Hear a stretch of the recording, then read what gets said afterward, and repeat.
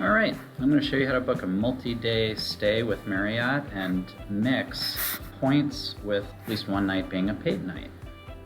So let's just pick any place at all. I'm going to do my hometown, Ann Arbor, and I'll pick a 3-night stay for just demonstration purposes.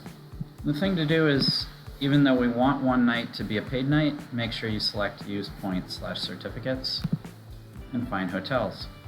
So now I'll just pick one sort of randomly and view rates.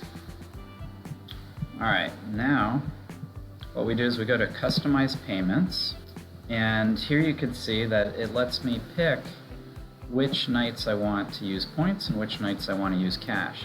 Now, keep in mind, even if you ultimately want to use free night certificates, this is the path you would go down. Whichever nights you want to use free night certificates, you keep as points, and the other nights as cash.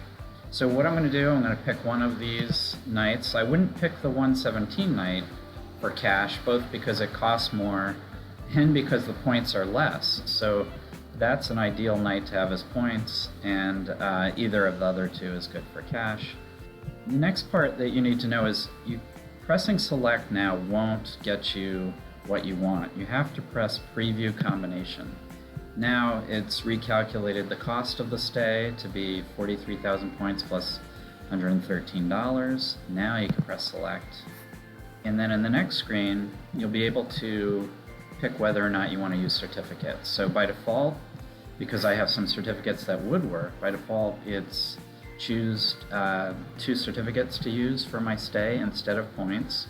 But if you'd rather use points for, let's say, one of the nights, you could uncheck just one or select the 43,000 points. And then at the bottom you see that it's $113 cash plus 43,000 points for the whole stay. And book now and you're all done.